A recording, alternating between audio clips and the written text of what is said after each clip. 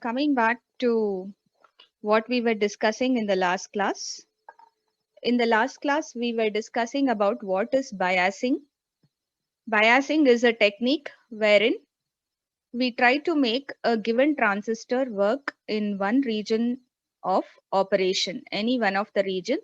Generally, we bias to make a transistor work in the active region where it could be used as an amplifier. And in order to bias, we are going to connect DC power supplies through resistors to the BJT. There are different types of biasing arrangements. The first one was the fixed bias arrangement.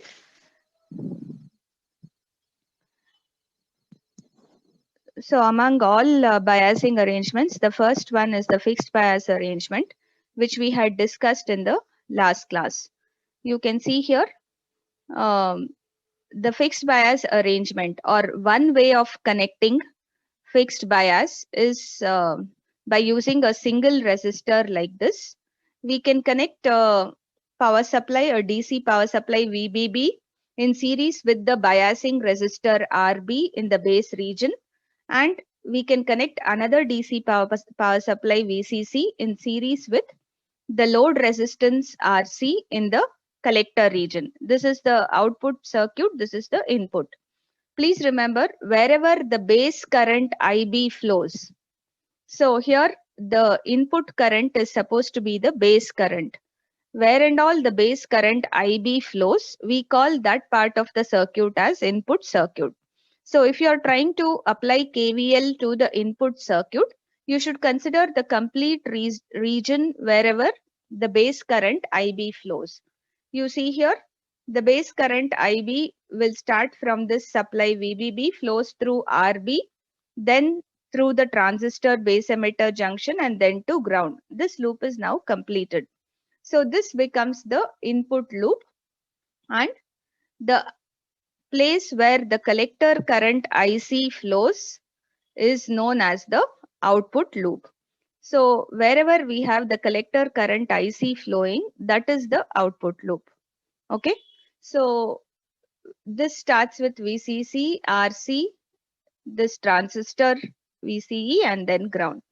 So what are the steps which we normally follow? I told you step 1 is to apply KVL to the input loop. So when we did that, we'll get a expression for base current IB, which we said will approximately remain fixed or constant. Hence, the name of this circuit is fixed bias. So almost constant base current we are going to get because it depends on a constant voltage, DC voltage, and a constant resistor RB. The step 2 is to find the collector current through the base current. So IC is equal to beta IB. And step 3 is to apply KVL to the output loop. I told you, remember, output loop is one where the collector current IC flows. So if I apply KVL to this output loop, I'll be able to write this equation from which I'm going to extract the collector emitter voltage VCE. So normally, why do we extract VCE? Because we have stated fixing the bias point or the operating point is nothing but to fix the value of VCE and IC in the transistor. So the operating point is a point which lies on the DC load line, and that DC load line lies on the output characteristics of the transistor. We had seen all this. We had plotted the DC load line here, and we had also discussed why this, how we got the load line. We got the straight line like equation for IC in terms of mx plus c. IC is the y-axis, VCE is the x-axis. You get that only in the output or collector emitter characteristics, or let's say the output characteristics of a common emitter transistor. After drawing that load line, we said we'll fix up the operating point as the intersection of the load line with one of the characteristic curves after fixing up IB, the base current. And once you fix the Q point, the collector current IC and collector emitter voltage VCE are fixed. So fixing Q point here means fix up VCE and IC. We already fixed up IC by fixing up IB. Now we are trying to fix VCE using the output circuit. Once both are done, we are done with our biasing arrangement. So this is one way of doing this fixed bias arrangement. Another alternate arrangement I told you is to use this what? A single power supply. The alternate way of doing fixed bias, let me call this as alternate arrangement 1. One alternate way of doing it is to use a single power supply and connect both the biasing resistor and the load resistor to the same power supply. Now can you tell me which will be the input and output loop? Can we mark the input loop? From where will the input loop start? Please remember, as soon as you see the arrow mark coming out of the emitter, it means emitter current is leaving. So naturally the other two currents should enter the device. Please write the direction of the currents properly. Okay. So what would be involved in the input loop equation? Input loop is that place where IB flows. For IB to flow here, IB should come from here. And if IB has to flow through RB, from where will it come? It has to come from this power supply VCC only. Yes or no? There's a single power supply. The same power supply should be able to supply the base current IB. So your input loop equation will be something like this. So the input loop will start from here, from this VCC, and end up at ground. This is a closed loop. Can you tell me the equation? We are moving in the anti-clockwise direction. So negative to positive, you consider as minus VCC. IB, now we are coming to the input part of the circuit. We are not going here. If I talk of current here, this will become output loop. For input loop, we should consider this direction. Since IB is flowing downwards, this end will be at higher potential than this end. So plus, what's the potential drop? IB, RB, correct? Then what other voltage is there? I told you to not forget the base emitter junction voltage and the collector emitter voltages. So we have this base emitter junction voltage, which is also in the same direction as we are moving. So plus VBE is equal to 0. This completes the input loop. And if you observe, you have got exactly the same equation as we got before. Only thing is the power supply is changed from VBB to VCC. That's all. If I try to isolate IB from this, the base current, I'll shift VCC to the other side, VCC minus VBE by RB. And this becomes step 1, fixing up IB. Just like in the previous case, you see IB here was VBB minus VBE by RB. Here also, if VBE is negligibly small when compared to VCC, IB becomes dependent only on fixed voltage source VCC and RB, and it will be VCC by RB. Exactly same as before. So once you get this similar to before, step 2 is to find IC. IC is equal to beta times IB. And step 3 is to find VCE. How do I find VCE? By applying KVL to output loop. Now what will be considered as the output loop? It will be same as before. It should start with this power supply VCC, pass through this resistor RC, then the transistor and ground. So the output loop is exactly similar to what we discussed before. So what will the equation be? Please understand this carefully. It will be minus VCC. IC is flowing downwards, so the drop across this is in this direction, plus ICRC. And VCE, this end is positive, this end is negative. So plus VCE is equal to 0. So what is the value of VCE? VCE will be VCC minus ICRC. Hence,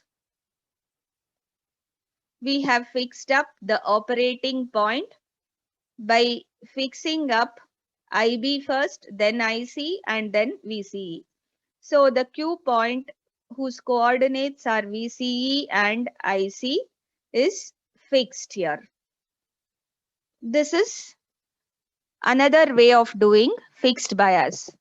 Do you have any doubts, or are you able to follow what I'm telling?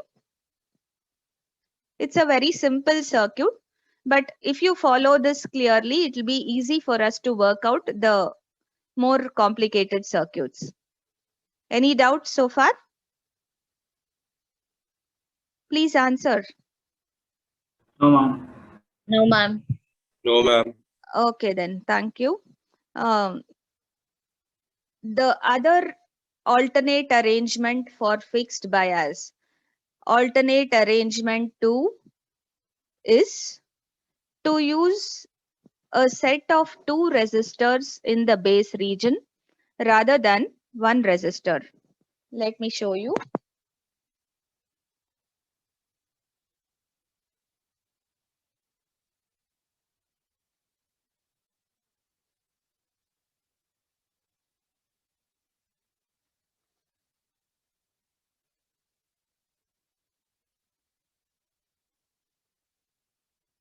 And as usual, this is VCC.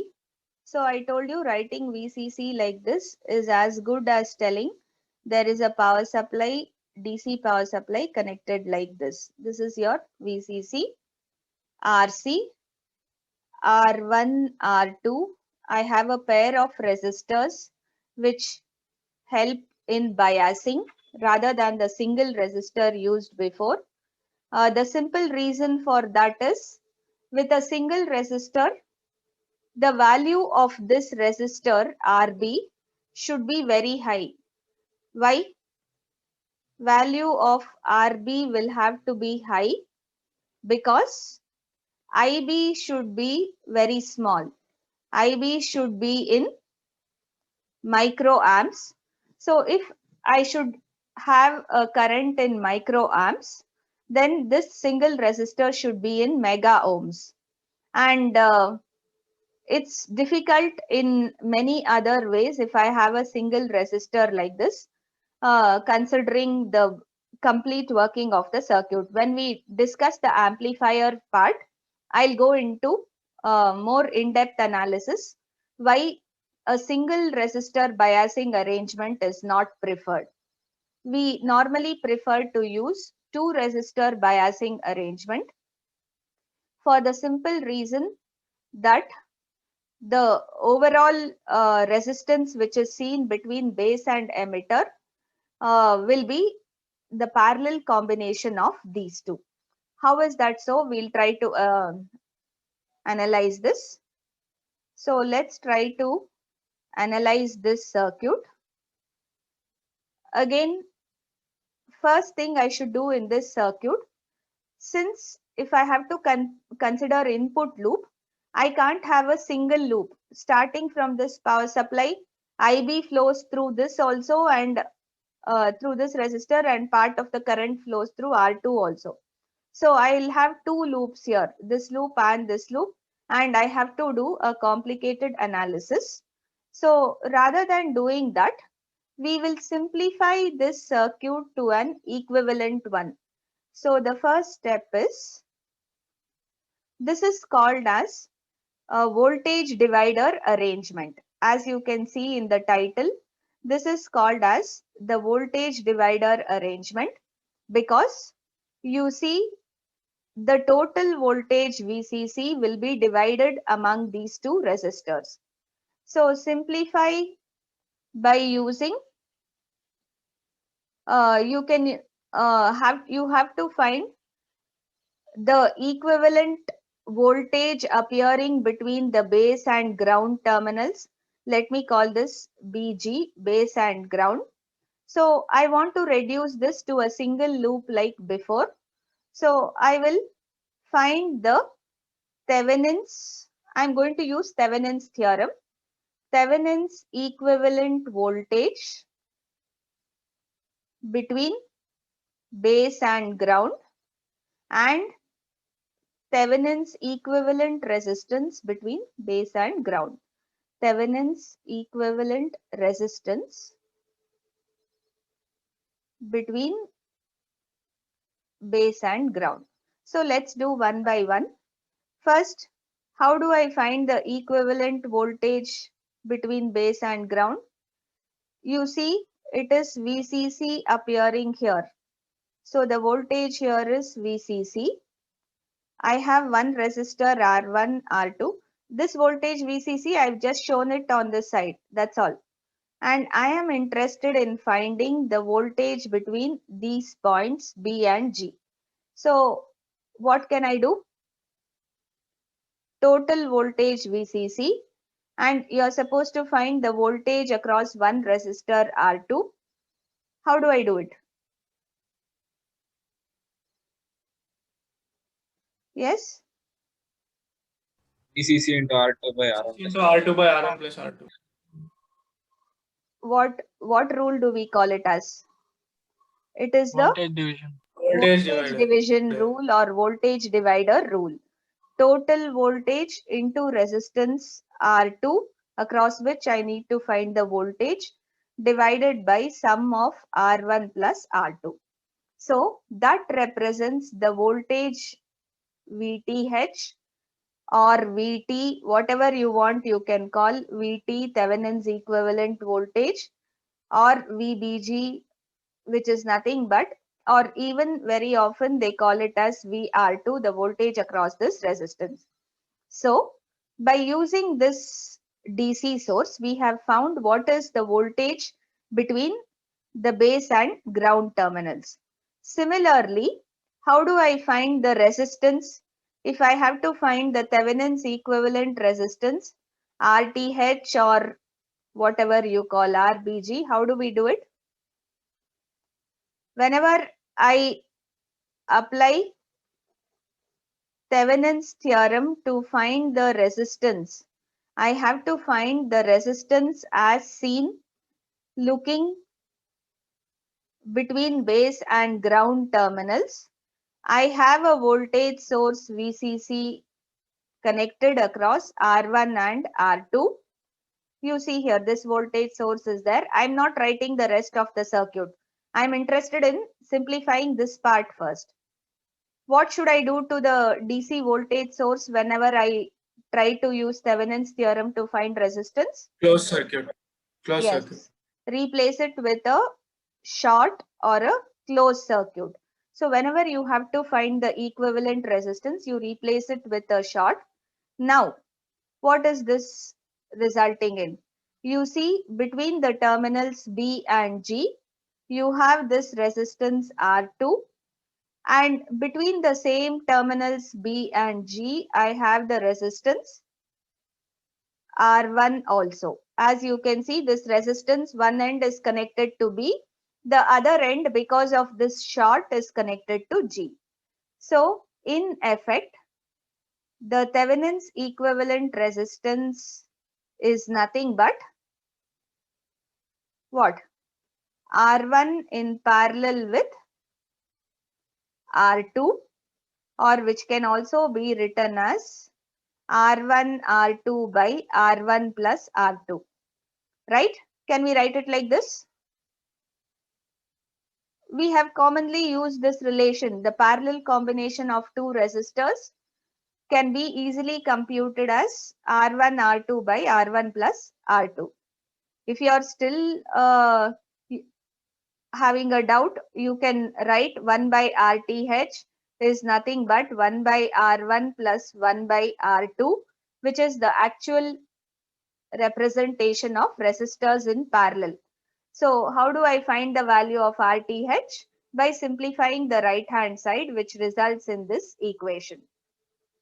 Therefore, if I am going to simplify this voltage divider arrangement on the input side by considering only the effect of this supply and the two resistors on the input side, what can I do?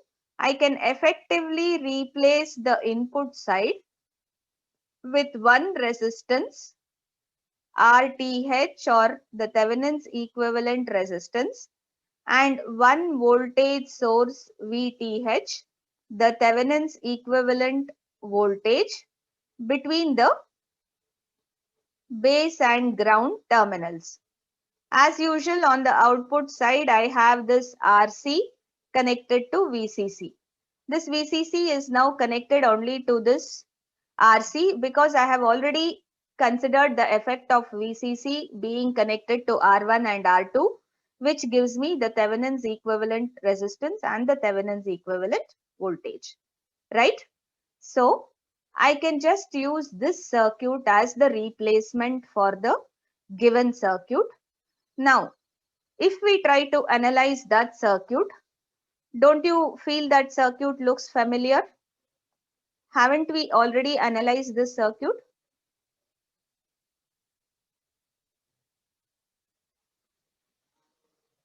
Yes or no? Yes, ma'am. It is the same circuit which you had considered initially. Only thing, I had used the voltage here as VBB and I had called this resistor RB, the biasing resistor. Now this reduces to the same form. So if you consider the equations, whatever same equations what we had used before will be applicable here. Can you, I think this is the third or fourth time we are writing those equations. Can you directly tell me what will be the value of IB from the input loop? IB is the current here. It will be RTH minus VB. RTH minus VB. divided by exactly. So, and then IC is beta IB. And lastly, I'm interested by applying KVL to output loop. VCE will be this voltage VCC minus IC RC. Done. So these are the three different ways in which we can realize a fixed bias arrangement. One is by using two external voltage sources, one biasing resistor and a load resistor. You'll get the same equation.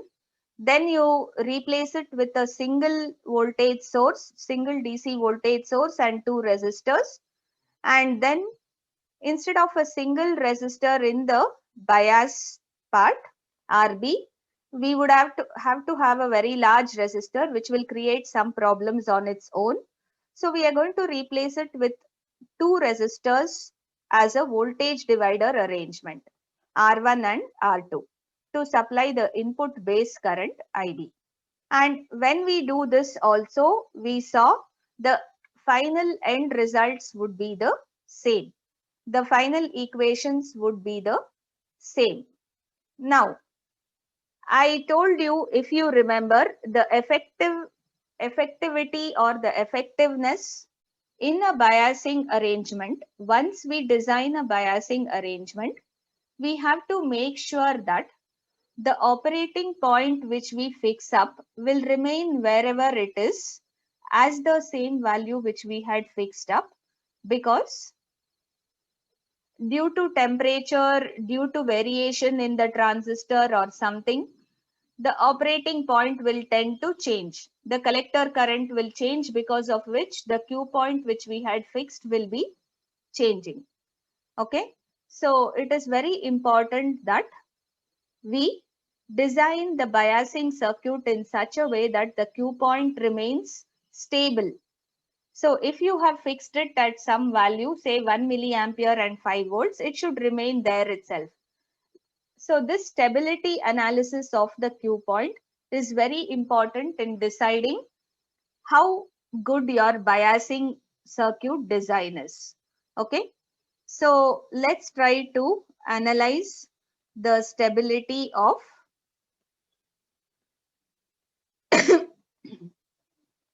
Q point.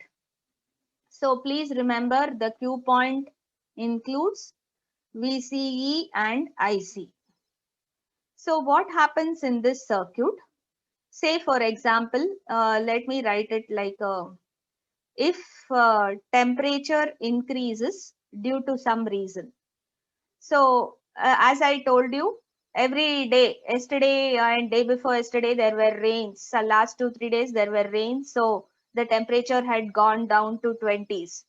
Today again there are no rains. Again it will reach back 30, 32, 33, so on. So tomorrow it may go up to 36, 37, right? So there is constant variation in temperature always. We can't help this.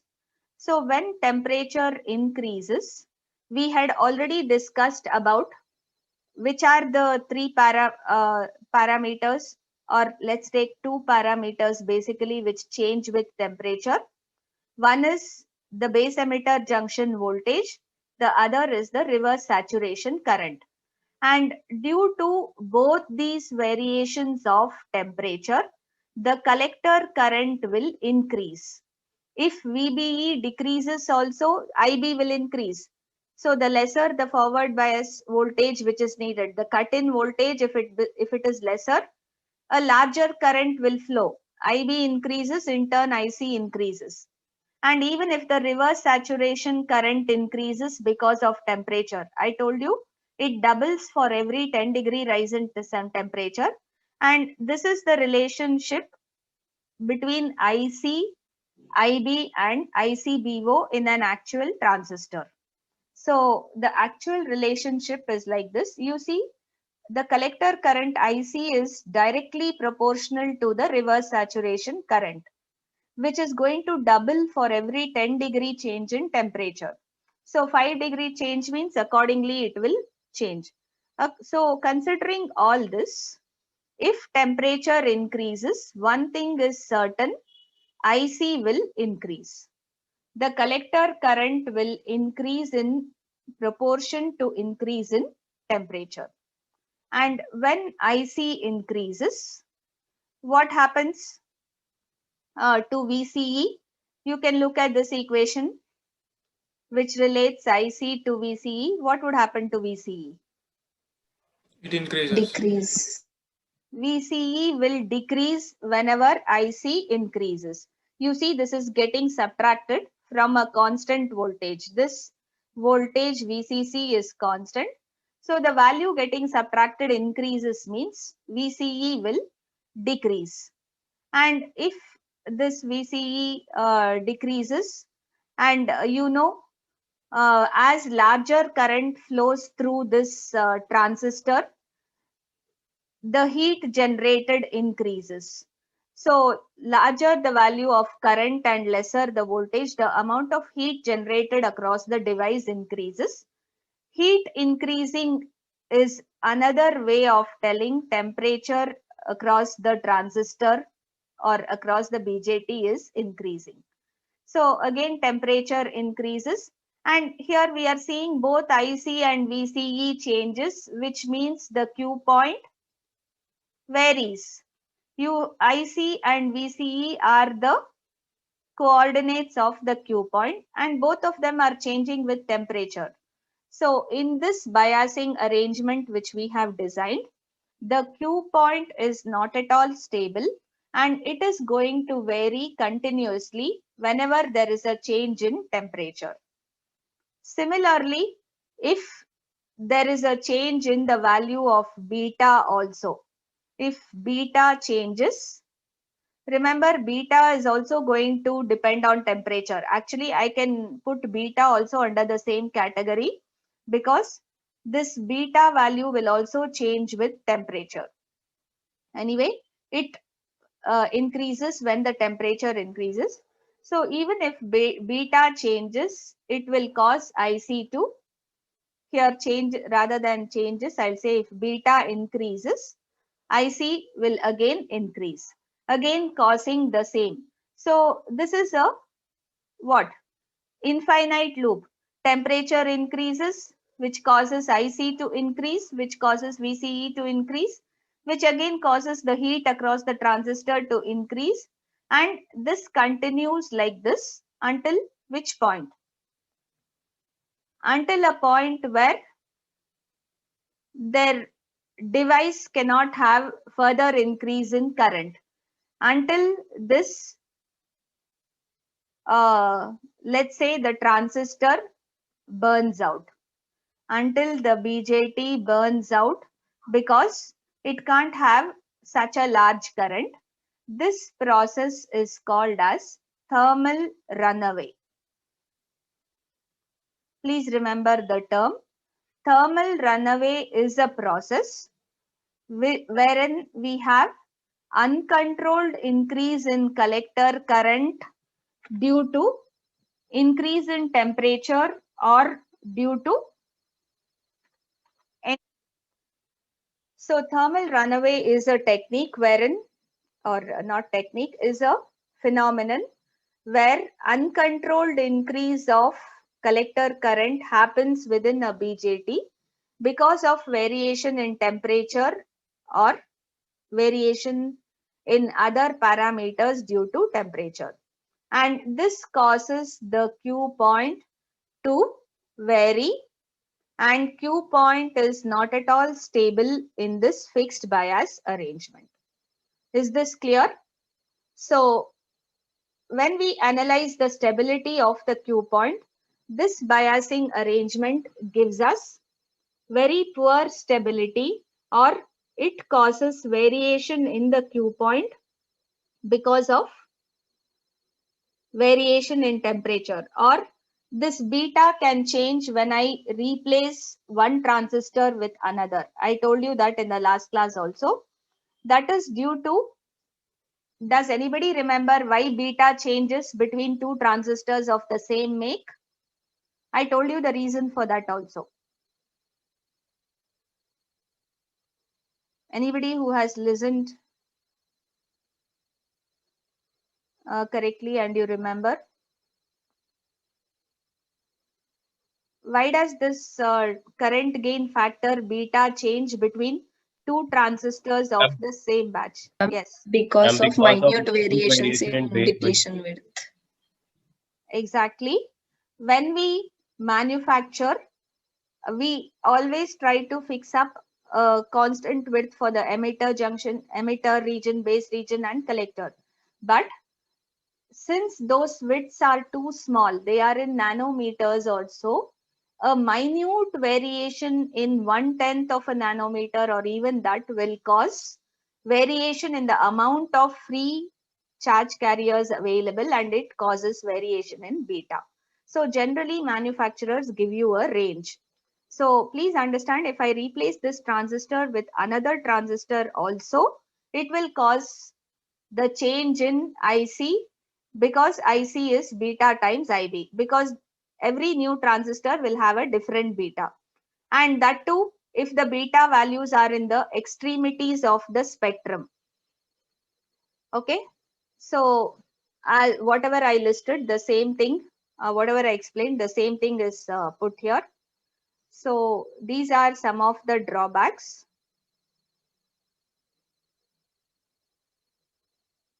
Okay. And I just wanted you to show that if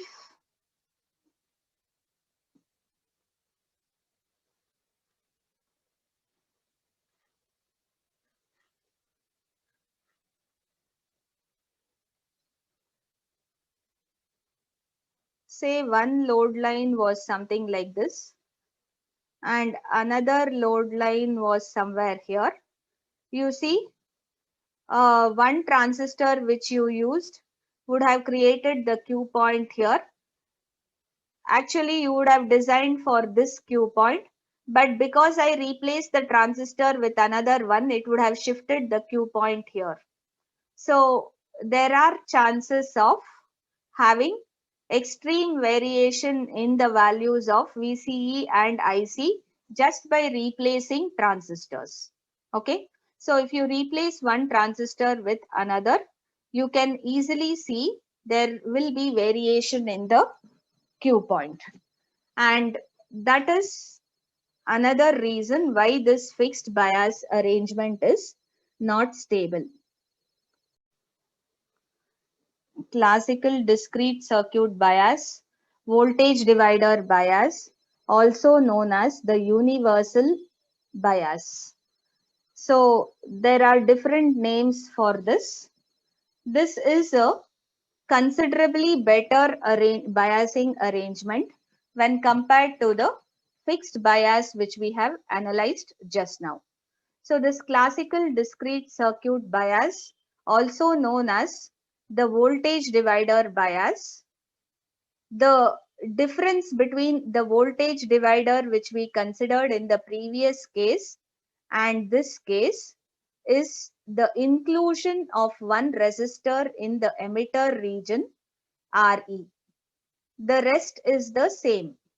So you note down this circuit. The voltage divider part of the biasing is the same. We have the voltage divider resistors R1 and R2 connected to the base. As usual, the load resistor RC connected to the collector, the single DC supply voltage VCC, and an extra resistor connected in the emitter junction. This extra resistor plays a very important role in giving a better biasing design arrangement than what we have done before. So remember, IE flows outside, therefore IC and IB should be entering, and as usual you have to remember there will be base emitter voltage VBE and collector emitter voltage VCE in this circuit. So let us try to simplify the input part of the circuit like how we have done just now, and let us try to analyze this circuit. So let me do the analysis. How do we simplify the input side? So in order to simplify the input side, use Thevenin's theorem. Just now what we have done, simplify the input side using Thevenin's theorem.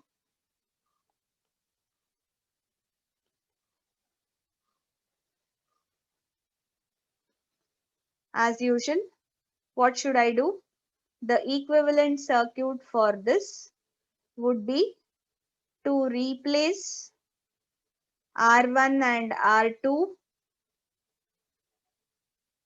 to which this supply voltage VCC is connected, with an equivalent voltage here. So I am trying to measure VTH. VTH would be VCC into R2 by R1 plus R2. Using the voltage divider rule, the total voltage VCC into this resistance divided by the sum of resistances. Similarly, if I want to find the effective Thevenin's resistance between these two terminals, looking here, we did all this just now.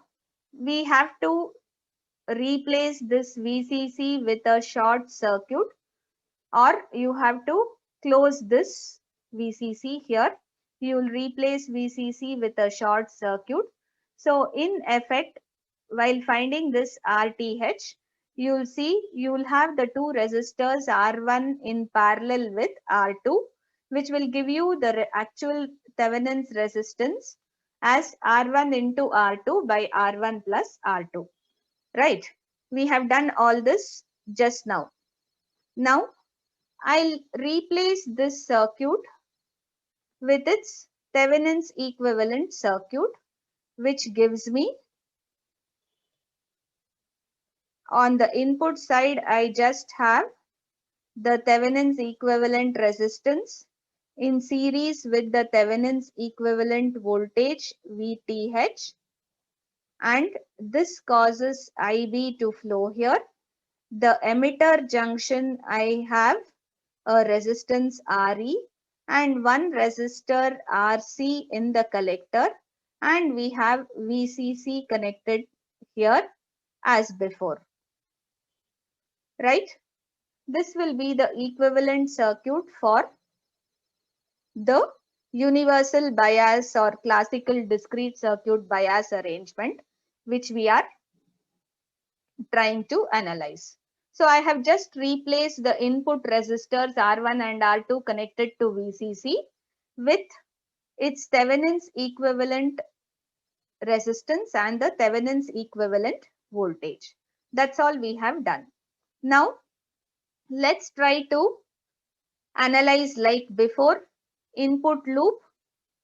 This would be the input loop. I told you the input loop is one where the base current IB flows, and the output loop is one where the collector current IC flows. So this is your output loop. This is the input loop.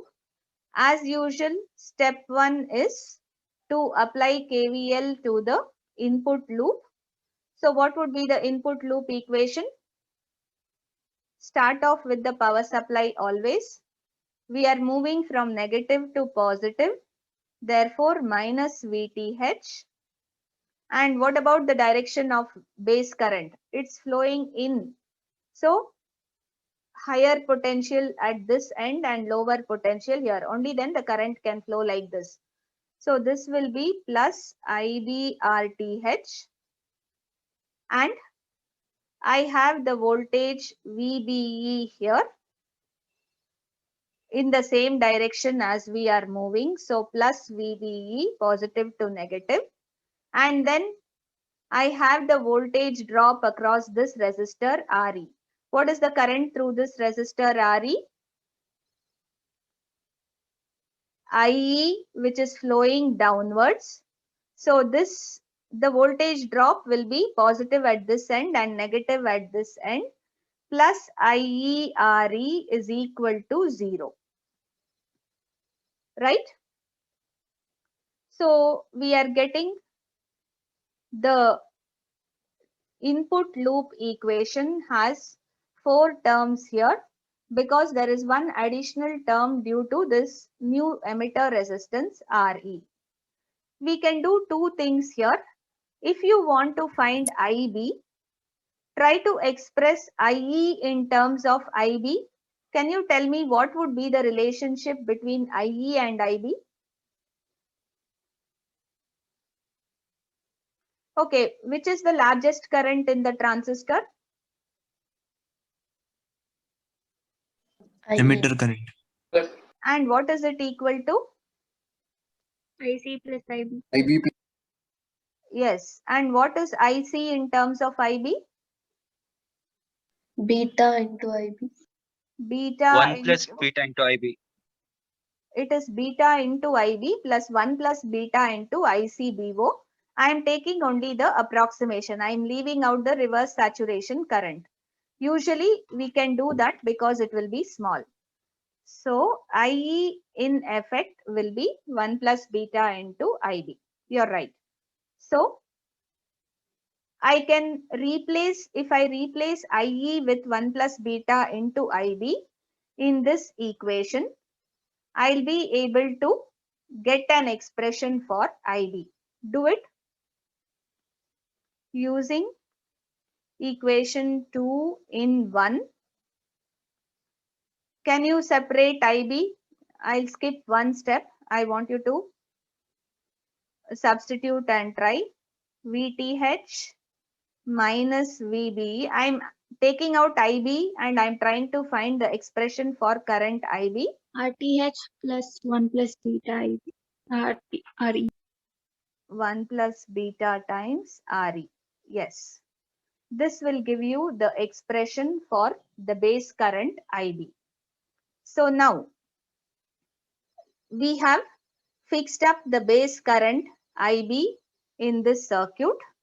using the voltage divider bias and using the set of resistors and another resistor Re. Now let's try to find therefore what is IC. Step 2, IC will be beta times IB. As before, we have fixed this is nothing but your operating point value of collector current. If you want, you can put the subscript Q telling these are the operating values of base current, collector current. And in step 3, how do I find the operating value of collector emitter voltage? VCE. Tell me the KVL equation of the output loop. Minus VCC, since we are going in this direction.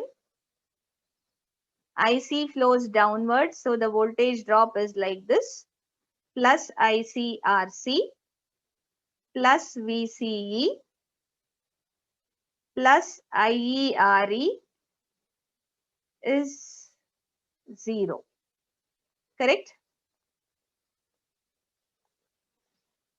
And here, just for simpler analysis, anyway, first let me try to isolate VCE from this. VCE is equal to VCC minus ICRC minus IERE.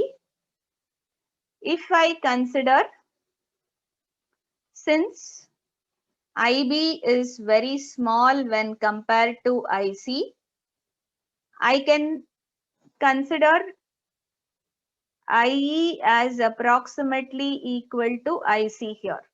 IE is the sum of IC plus IB.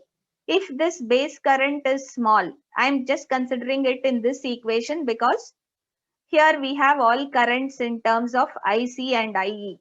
So I can, base current may make only a change in the third decimal or fourth decimal of the value, which we are not going to compute. We would usually neglect. So considering this small here, what would happen? I can write VCE as approximately equal to VCC minus IC into RC plus RE. Okay. You can easily write it like this. If you want, you can replace it with IE also. Any one of them will do. So this gives you the operating point value of the collector emitter voltage and the collector current. Now, why this circuit gives us better stability when compared to the previous circuit, or why we have, since we have considered this circuit second, we should surely assume this will give you a better performance. Let's try to analyze that. Let's try to do the stability analysis. Stability analysis of the Q point.